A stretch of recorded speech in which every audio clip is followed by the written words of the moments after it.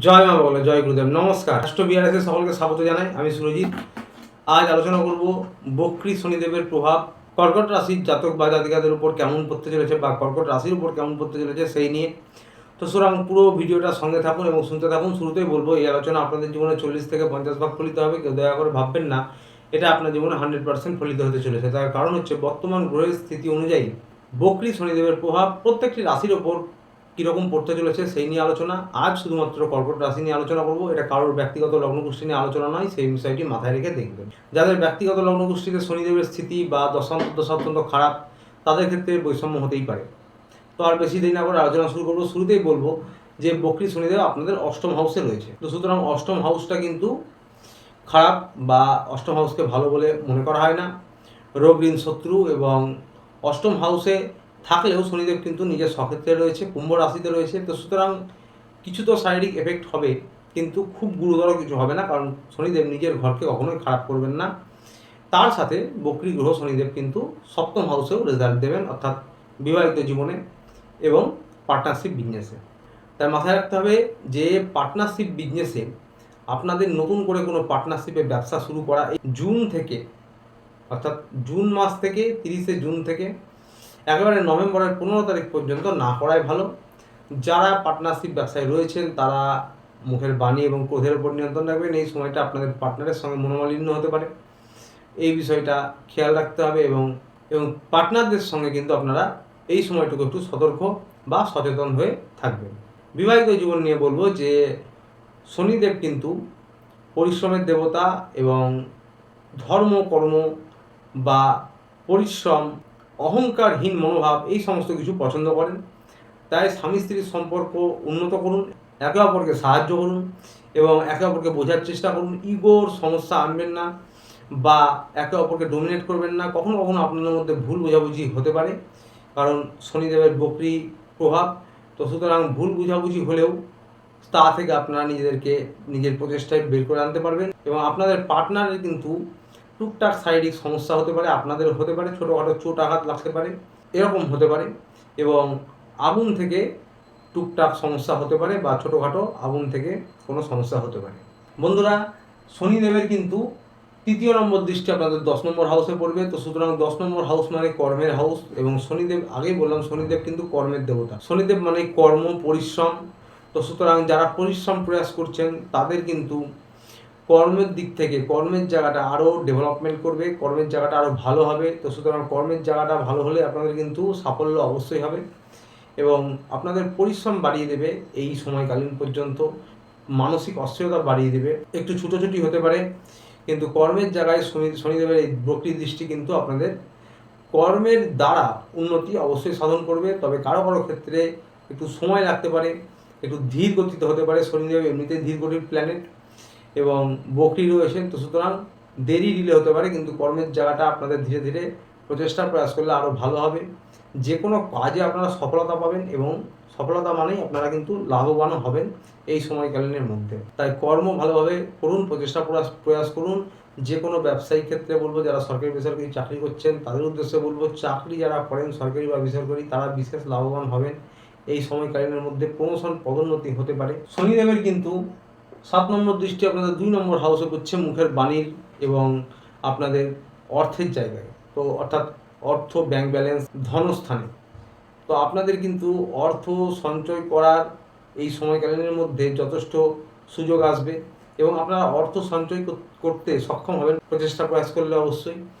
এবং মুখের বাণী এবং ক্রোধের উপর নিয়ন্ত্রণ রাখতে হবে, কারণ এই শনিদেব বক্রী রয়েছে।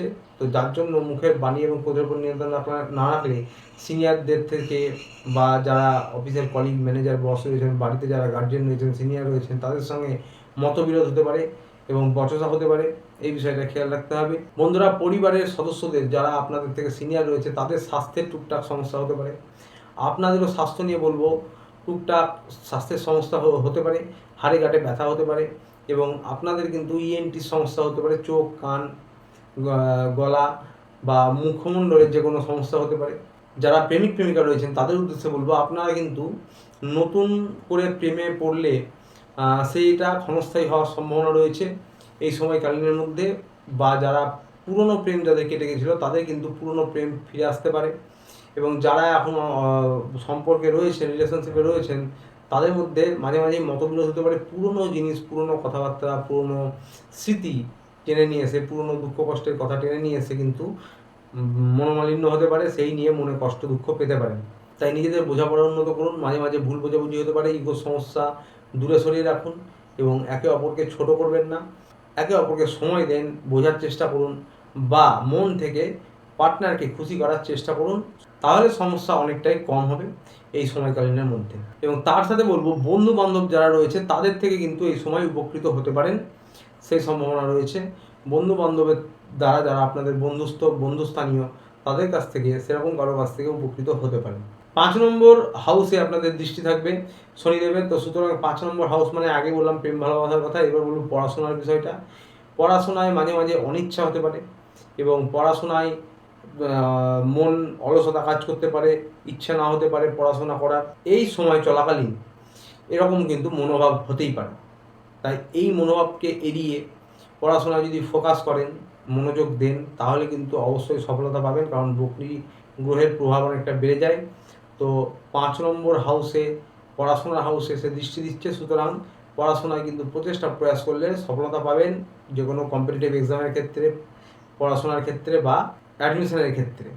তবে অনেক পুরনো কোনো জিনিস পড়াশোনা রিলেটেড যে আপনারা চেষ্টা করছেন, সফলতা পাচ্ছিলেন না, সেরকম পুরনো যে কোনো জিনিসে পড়াশোনা রিলেটেড সফলতা পেতে পারেন, যেগুলোতে আগে সফলতা পাননি। তবে হ্যাঁ, উচ্চশিক্ষায় কিন্তু টুকটাক বাধা বিপত্তি হতে পারে। প্রচেষ্টা প্রয়াস করলে সফলতা পাবেন, তবে মাঝে মাঝে বাধা বিপত্তি আসতে পারে উচ্চশিক্ষার ক্ষেত্রে। এবং যারা তন্ত্রমন্ত্র জ্যোতিষ নিয়ে পড়াশোনা করছেন, তাদের ইচ্ছে বাড়বে, তাদের ক্ষেত্রে ভালো, তার কারণ আধ্যাত্মিকতা বাড়বে, তাই তাদের ইচ্ছে বাড়বে। তন্ত্রমন্ত্র জ্যোতিষ নিয়ে যারা এইসব আধ্যাত্মিকতা নিয়ে রয়েছেন, স্পিরিচুয়ালিটি নিয়ে, তাদের জন্য মোটামুটি এই সময়কালীন ভালো যাবে সময়। তো বন্ধুরা, বকরি শনিদেবের কিন্তু এই প্রভাব পেতে চলেছেন। আর একটা প্রভাবের কথা বলবো, যেটি হচ্ছে অষ্টম হাউসে যেমন রোগ ঋণ শত্রু, তেমন অষ্টম হাউস মানে হঠাৎ করে চোট আঘাত লাগতে পারে এবং হঠাৎ করে কিন্তু ছোটোখাটো অ্যাক্সিডেন্টের মতন সম্ভাবনা হতে পারে এই সময় চলাকালীন। সেই বিষয়টি খেয়াল রাখবেন। আরেকটি ভালো বিষয় হচ্ছে, হঠাৎ করে কিন্তু অর্থপ্রাপ্তি হতে পারে। যারা সাট্টা বা লটারি এই সমস্ত জিনিসে ট্রাই করেন, তাদের জন্য হঠাৎ করে অর্থপ্রাপ্তি হতে পারে। তবে কারোর যদি ব্যক্তিগত লগ্নগোষ্ঠীতে, আগেই বললাম শনিদেবের স্থিতি খারাপ, দশা খারাপ, তার ক্ষেত্রে কিন্তু বৈষম্য হতে পারে। তাই হঠাৎ করে অর্থপ্রাপ্তি হতে পারে। তো সাবধানে থাকবেন চোট আঘাত থেকে। গাড়ি ঘোড়া যারা চালান সাবধানে চালাবেন এবং দূরস্থানে যারা যাত্রা করবেন তারাও সাবধানে করবেন। তো সুতরাং আসছিল এই পর্যন্ত। শারীরিক দিকটা নিয়েও বলেছি, ইএনটির সমস্যা হতে পারে, মুখমণ্ডলের সমস্যা হতে পারে, হাড়ে গাঁটে ব্যথা হতে পারে, ইনফেকশান হতে পারে, এই বিষয়গুলো খেয়াল রাখবেন। বুকজনিত টুকটাক কোনো সমস্যা হতে পারে। তো প্রতিকার নিয়ে বলবো, যারা কর্কট জাতিক বা জাতিকারা রয়েছেন তাদের এবং বাকি সকলের জন্য এই সময় চলাকালীন আপনারা শনিবারে শনিদেবের মন্দিরে গিয়ে পুজো দিতে পারেন এবং সপ্তাহে একদিন অথবা প্রত্যেক সপ্তাহে না পারলে মাসে অন্তত একদিন বা দুদিন হনুমানজির মন্দিরে গিয়ে বা বেঙ্গলি মন্দিরে গিয়ে পুজো দিতে পারেন। বাড়িতে প্রত্যহ হনুমান চালিসা পাঠ করতে পারলে অত্যন্ত ভালো প্রতিকার হবে। তো আসছিল এই পর্যন্ত। ভিডিওটি ভালো লাগলে চ্যানেলটি লাইক সাবস্ক্রাইব করে পাশে থাকবেন। দেখা হচ্ছে আবার পরের ভিডিওতে। ততদিনে ভালো থাকবেন, সুস্থ থাকবেন। নমস্কার।